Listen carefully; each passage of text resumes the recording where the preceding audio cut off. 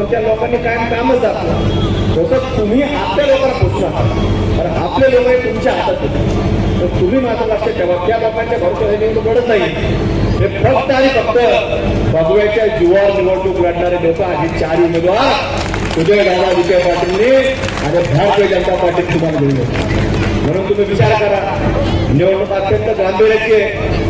लोक रोज सांगतात असं त्यांनी असं केलं, भरणं केलं. त्या लोकांनी कायम कामच दाखवलं. तसं तुम्ही आपल्या लोकांना पोचणार, कारण आपले लोक हे तुमच्या हातात होते. तर तुम्ही मात्र लक्षात ठेवा, त्या लोकांच्या भरोसा निवडणूक लढत नाही. हे फक्त आणि फक्त भगव्याच्या जीवावर निवडणूक लढणारे लोक आहेत. चार उमेदवार उदयनराजे विखे पाटीलने आणि भारतीय जनता पार्टी तुम्हाला दिली. म्हणून तुम्ही विचार करा, निवडणूक अत्यंत गांभीर्याची आहे. लोक रोज सांगतात असं त्यांनी असं केलं, भरणं केलं, अमकं झालं. आता निवडणूक आहे, सगळं होईल जाईल. पण तुम्ही मात्र 15 तारखेला मतदान करत असताना आपल्या भागामध्ये विशेषतः जे राष्ट्रवादीचे भाजप युतीच्या माध्यमातून आपल्याकडे चारही तुम्हाला सांगतो कन्फ्युजन नको म्हणून पुढे आपल्या मनात समर्पण गेल्यावर आपण बऱ्याच लोकांना मतदानाची प्रक्रिया माहिती नसते, कारण आपण रोज करत नाही. 5 वर्षातून 3 वेळा करतो, एकदा खासदारकीला करतो, एकदा आमदारकीला करतो, एकदा महापालिकेला करतो. रोज कोणाला सवय मस्ती बघायची आणि मतदान करायची. आता सॅम्पलच्या कसे लोक घेऊन फिरतात. मला एका लोकांना मस्ती तुम्ही जरा बनवायचा, आम्हाला व्हिडिओ बनवायचा. आता मला एक पाहावं लागलं 2 वेळेला.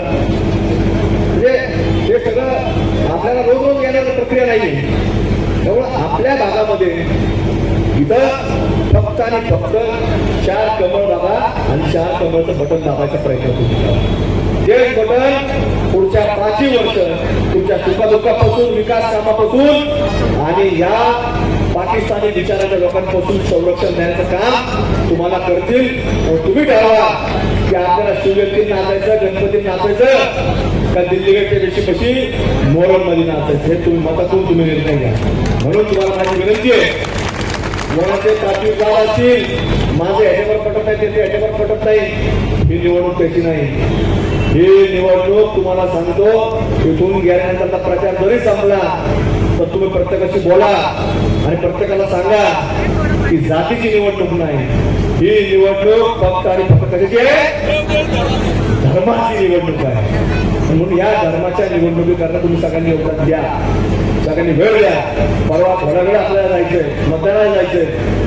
आणि मतदानाच्या तुम्ही जाऊन आले, या लोकांना जर संधी दिली तर हे लोक 5 वर्ष, हे सगळे लोक हे आपल्यामध्ये 5 वर्ष असतात. कुठली समस्या असू, तुमच्या आर्थिक कौटुंबिक आणि अडचणीपासून, सुखदुःखापासून तर विकास कामापर्यंत सगळे लोक प्रक्रियेमध्ये राहणारे लोक आहेत. त्यामुळे या निमित्ताने मी आधीच्या वेळ घेत नाही.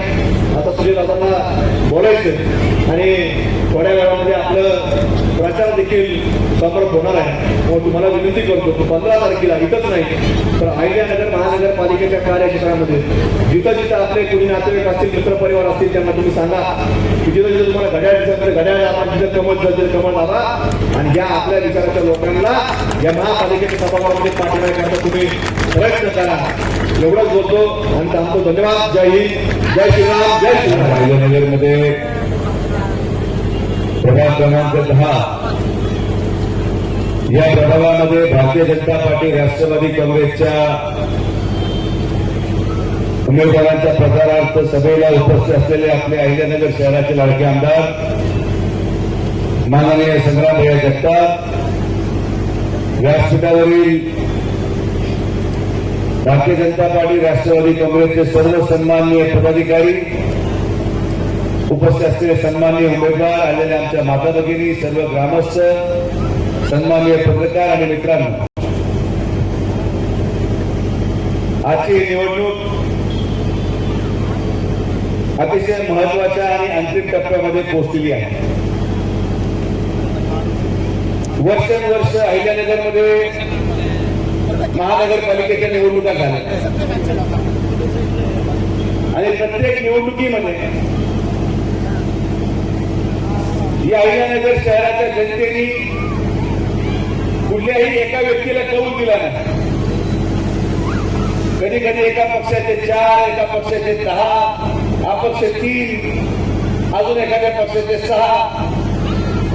आणि मग या सगळ्या निकालामुळे कधी महापौर पदाची निवड असताना अहिल्यानगरच्या महानगरपालिकेमध्ये घोडेबाजार सुरू झाला. ह्या महापौर झाला, त्याच्यानंतर दुसऱ्याला करायचा, तो निम्मे लोक पळून घेऊन गेला. काही लोक रस्त्यामधून निघाले होते मतदानाला, ते मनीष लोणावळ्याला कोणीतरी गायब झाले. आणि मग राजकारण कसं झालं की महानगरपालिकेमध्ये महापौर एका पक्षाचा, उपमहापौर दुसऱ्या पक्षाचा, स्टँडिंग समिती सभापती तिसऱ्या पक्षाचा, अपक्षांकडे स्थायी समितीचे आणि इतर सभापती पद, आणि ज्यांनी ह्या सगळ्या गोष्टींमध्ये दलाली केली असेल त्यांना स्वीकृत असतं. ही अहिल्यानगर महानगरपालिकेची रचना आणि म्हणून एवढ्या वर्ष तो विकास खुंटला. आज अहिल्यानगर महानगरपालिकेमध्ये जर आपण गेले, सर्वसामान्य लोकांचे काम आजही व्हायला 6 महिने जातात. एखादा प्लॅन पास करायचा असेल, आपण जेव्हा आपल्या समस्या मांडायला जातो तुला ऐकायला कोणी नाही. याचं एकमेव कारण की कोणाचीही एक हाती सत्ता त्या महानगरपालिकेवर या भागातल्या आणि या शहराच्या जनतेने येऊ दिली नाही. जनतेचा दोष नाही. हे सगळे जुन्या काळामध्ये उभे असलेले उमेदवार आपला सेटलमेंट करायचे. घड्याळाला कमळाबरोबर, कमळाला धनुष्यबाणाबरोबर, धनुष्यबाणाला अपक्षाबरोबर, तू मला एक चालव, मी एक चालवतो, मी तुझं एक चालवतो, तू तुझं चालवतो. जनता विचार करायची नेमकी मतदान कोणाला टाकायचं. कारण की धनुष्यबाण सांगून राहिलं की मला एकच टाक, दुसरं तू कमळाला टाक, तिसरं घड्याळाला टाक आणि चौथं हत्तीला टाक. आणि या सगळ्या गोंधळ अवस्थेमध्ये जनतेचा कुठलाही दोष नसताना ठराविक लोकांच्या आपसी सेटलमेंटमुळे या अहिल्यानगर महानगरपालिकेमध्ये कोणाचीही सत्ता नसल्यामुळे या ठिकाणी असलेले अधिकारी वर्ग हे कोणालाच मोजायला तयार नाही. आणि अधिकारी वर्गाचे वैशिष्ट्य आहे, आपली जी महानगरपालिका आहे ही ड वर्ग आहे. आणि ड वर्गाच्या महानगरपालिकेमध्ये हा नियम आहे की अधिकाऱ्यांच्या बदल्या करता येत नाही. म्हणून जो एकदा जन्माला येऊन लागलाय तो त्याच खुर्चीवर मरूपर्यंत राहणार. त्याला ना आमदार बदलू शकतो, ना खासदार बदलू शकतो. आणि जेव्हा खिचडी येऊन महानगरपालिकेची सत्ता येते तर त्या खिचडीत मजा घेतल्यानंतर एक जण महापौरला लागतो, एक जण उपमहापौर घेऊन बरोबर जातो. तमाशा या महानगरपालिकेमध्ये बंद करायचा असेल तर संपूर्ण बहुमत भारतीय जनता पार्टी, राष्ट्रवादी काँग्रेस हे आम्ही जीव चांगल्या पर्याय त्यांच्याकडे गेलेलो आहोत. या शहराच्या इतिहासामध्ये ही पहिली वेळ आहे की जेव्हापासून अहिल्यानगर महानगरपालिकेची स्थापना झाली 5 नगरसेवक भारतीय जनता पार्टी, राष्ट्रवादी काँग्रेसचे जनतेच्या आशीर्वादामुळे बिनविरोध निवडून आले. हे या इलेक्शनचं साथ आज जनतेने पाहिलेलं आहे.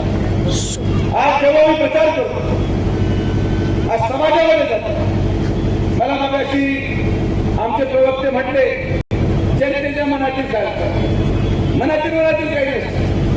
एका विकेट पडली तर पडली, माझी आहे तर आहे, लाजण्यासारखं काही नाही. कोणीही आम्ही रस्त्यामध्ये चाललो तर त्यांच्याकडे फक्त 5 लोक दिसतील आणि आपल्याकडे 1000 लोक येतील हे आपलं काम बोलतो. लोकांना वाटलं आनंद आहे, एखाद्या वेळेस बदल करून पाहू. सर्वसामान्य माणूस मिळाला खासदार असं लोकांनाही दाखवलं गेलं. लोकांना वाटलं काय गरीब माणूस झाले होत, काय मिळालं नगर शहराला. मागच्या 1.5 वर्षामध्ये या अहिल्यानगर लोकसभेमधल्या निवडून गेलेल्या खासदारांनी या शहराच्या विकासासाठी 1 रुपया सुद्धा दिला नाही. पण या माजी खासदारांनी माजी झाल्यावर देखील 80 कोटी रुपये या शहराच्या विकासासाठी दिले. हे आपलं काम करण्यासाठी पदाची आवश्यकता मला नाही. माझ्या गरजा फार कमी आहेत. मला पद असलं पाहिजे असं काही नाही. आणि माझ्या स्वतःवरचा खर्च फार कमी आहे. माझ्याकडे पहा आणि आमदारांकडे पहा. त्यांचं शर्ट, पॅन्ट, घड्याळ, चष्मा, बूट एकदम टिकटॉक. आपली दाढी नाही, केस विखुरलेले, कपडे घातलेले, कुठे फाटलेले, आपल्याला काही गरज नाही पाहिजे. आपला खर्च फार कमी. लोकसभेनंतर पराभव झाल्यावर मी थांबू शकलो असतो. माझ्या घरामध्ये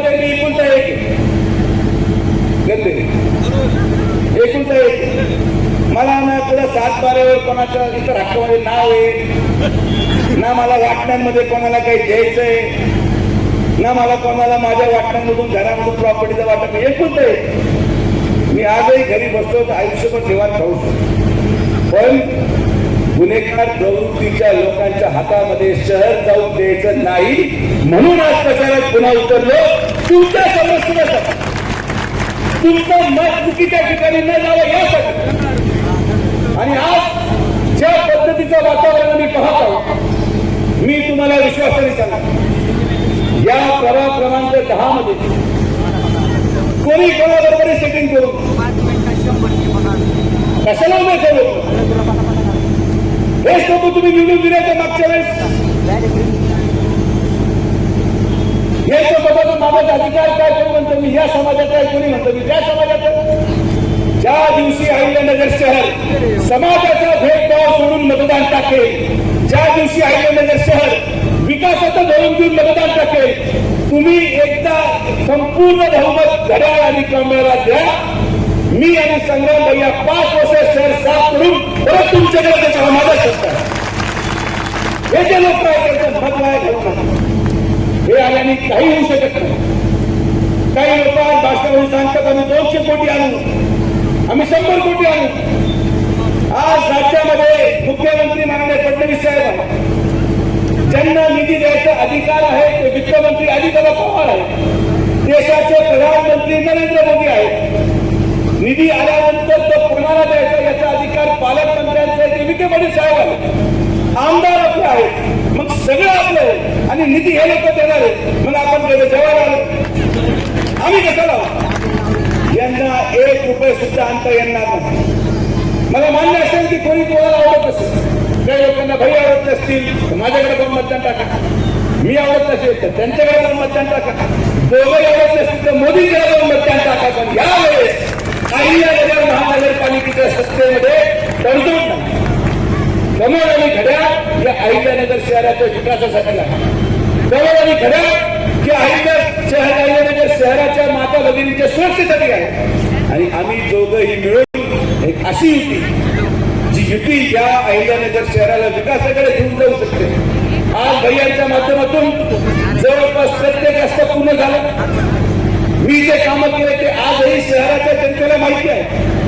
माझी आपल्याला हात जोडून विनंती की कृपया करून आपलं मत वाया घालू नका.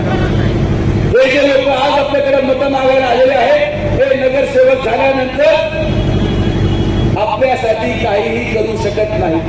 आणि म्हणून आज हा निर्णय केला पाहिजे. कोण उमेदवार आहे, काय नाव आहे, कोण आहे, काही पाहिजे नाही. मतदान केंद्रावर गेल्यानंतर विकास हवा असेल, कमळ घड्याळ, कमळ घड्याळ, कमळ घड्याळ हेच अहिल्यानगर शहराच्या जनतेने पाहणं आवश्यक आहे. हत्तीला जर मतदान टाकलं तर हत्ती फार थकलेला आहे. हत्तीचं वजन एवढं झालंय की तो हळूहळू चालतो. त्या हत्तीचा काही उपयोग नाही. ज्या पद्धतीने आपल्या हिंदू बंधू आणि भगिनींनी उत्तर प्रदेशमध्ये हा हत्ती उकरून फेकला, या प्रभागामध्ये सुद्धा हत्ती उकरून फेकायचं. हे सगळे चिन्ह हे आपल्या नावानी हे जे काही आचार्य यांनी पत्करलेली आहे. आज मला यांना प्रश्न आहे की तुम्ही समाजासाठी काय केलं? आज तुम्ही समाजाच्या जीवावर मतदान मागतात, तुम्ही समाजासाठी काय केले तुम्हाला सांगावं लागेल. या अहिल्यानगर नगरपालिकेमध्ये आज या शेवटच्या दिवशी आम्ही गेले कित्येक दिवस प्रचार करतो भैया. एवढा प्रचार आजपर्यंत माझ्याकडून झाला नसेल. पण जेव्हा प्रभाग रस्ता बदलली, काय परिस्थिती निर्माण झालेली आहे अहिल्यानगरमध्ये. कोणाला कोणाचा प्रभाग माहिती नाही, कोणी कुठेही मतदान मागत चुकले. प्रभाग नंबर 10 वाला 9 मध्ये शिरलाय, 9 वाला 1 नंबर मध्ये रिक्षा घेऊन फिरतोय, 1 नंबर वाला 17 मध्ये गेला, 1 जण बोलेगाव मध्ये गेला, बोलेगाव वाला विळद घाटामध्ये पोहोचला. त्याला हेच माहित नाही, त्याला सांगावं लागलं बाबा महानगरपालिकेत हद्द संपली, परत मागत. आणि हे जे सगळे चिन्ह आहेत, हे चिन्ह कोणाच्याही कामाचे नाही. कोणी पंखा घेतलाय तो तुमच्या डोक्यावर पडल्याशिवाय राहणार नाही. कोणी शिट्टी घेतली आहे ती वाजवली तर कुठून आवाज निघणार हे माहिती नाही. तुतारीची हवा पूर्णपणे गेलेली आहे, मशाल ही पूर्णपणे भिजलेली आहे. आणि म्हणून हत्तीचं मी तुम्हाला सांगितलेलं आहे. हातीचं आटोपलेलं आहे. फक्त कमळ आणि घड्याळ हेच आपल्या मुलांना भवितव्य देऊ शकतं. कमळ आणि घड्याळ हे आपल्या एका नव्या भविष्याकडे वाटचाल करायसाठी आपण निवडलंय. आणि म्हणून माझी आपल्याला हात जोडून विनंती आहे, जेवढेही उमेदवार आहेत, आज जे स्वप्न अहिल्यानगर शहरासाठी मी खासदार म्हणून पाहिले होते, आज तरी मी खासदार नसतो, या पुढे जात आहोत. मला विश्वास आहे की आपण सगळेजण एक चांगलं मतदान टाका, एक विश्वासाने मतदान टाका आणि आमच्या या चारही उमेदवारांना कमळ या चिन्हासमोरील बटन दाबून निवडून द्याल, आपला आशीर्वाद द्याल आणि मग पुढची जबाबदारी आमची आहे, जी आम्ही टक्कन धनाने पार पाडू. अहिल्यानगर शहराचा विकास ही आमच्या दोघांचं स्वप्न आहे आणि ते स्वप्न पूर्ती करण्यासाठी आम्ही कुठलाही निधी कमी पडू देणार नाही. आपण सर्व लोक सर्वजण एवढ्या मोठ्या संख्येने आलात, आपले सगळ्यांचे मनापासून आभार. जय हिंद, जय श्रीराम.